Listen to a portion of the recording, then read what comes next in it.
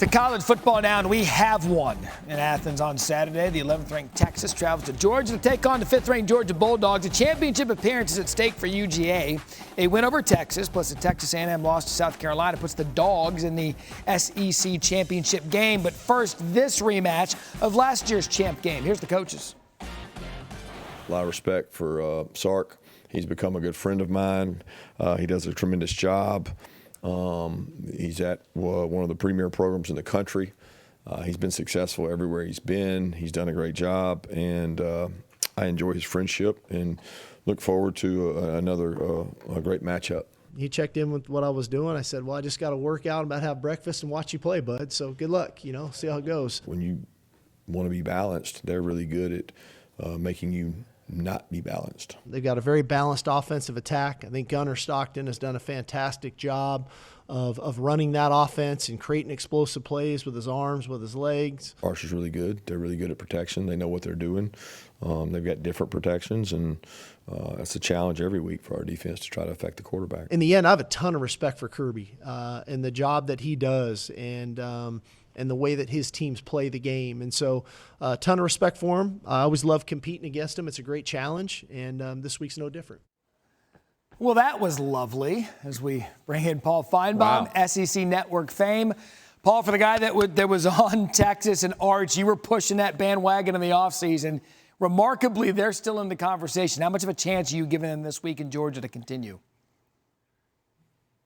Matt, slight to moderate. And by the way, for all the criticism that we took, and I took most of it from you, by the way, for pushing the Arch for Heisman, he's doing a little bit better than Klubnik and Nussmeier, who were the two favorites along with him going in. But it's not an impossibility because Georgia has been so inconsistent, especially in the first half. Now, Saturday against Mississippi State, they finally got unleashed. They played their best game of the season, which really helped them immensely.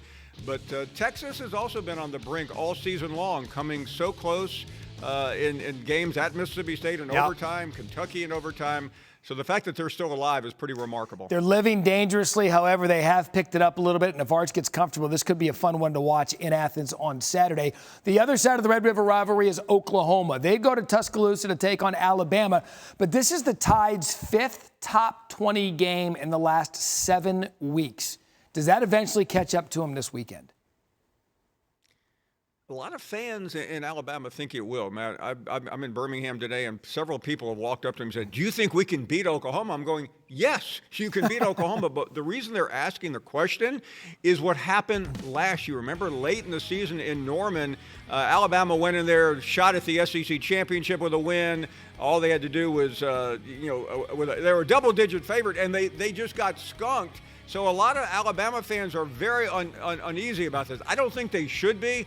Oklahoma has really an impressive win over Tennessee, but a lot of unimpressive outings. But Oklahoma's playoff chances are on the line here, so there will be a great deal of enormity on the line for both teams, but mainly Oklahoma. Yeah, again, but that gauntlet of a schedule. We saw Alabama come through that 4 straight weeks, got a little bit of a reprieve, and now they've got to do it again. It's going to be a fun one to watch. John Mateer getting healthier as the weeks go by. And finally, our Mark Schleybaugh is reporting that former LSU coach Brian Kelly rejected 2 settlement offers from the school, and he and his lawyers have given LSU a deadline of today at 6 p.m. to confirm that they'll pay him the full $54 million owed in his buyout. In what world did LSU think that this guy was going to take a 50% buyout cut just because he was going to get it in one lump sum? How ugly is this going to get, Paul? Very. Matt, Brian Kelly hasn't had very many big wins lately, but he's the favorite in my mind to beat back LSU because LSU really has not done anything right.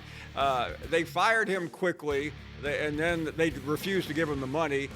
And then the governor came out and pretty much blew any chance they had of Lane Kiffin by attacking his agent and by attacking these big salaries. So I don't know. I know Louisiana has some financial issues, but just pay the money and end this debacle once and for all. Brian. You can't feel sorry for Brian Kelly if he got half of that. I could live on a lot less, but he's going to get the $54 million. You just fired the guy mid-season. It was an embarrassing move for him. You think he's going to be like, you know what? Sure, you owe me 54, but I'm going to give you a discount at 25. Not going to happen. Paul Finebaum, always going to happen on a Monday. Paul, thank you. You want this, you got that. No way, watch them walk right past you. Run fast,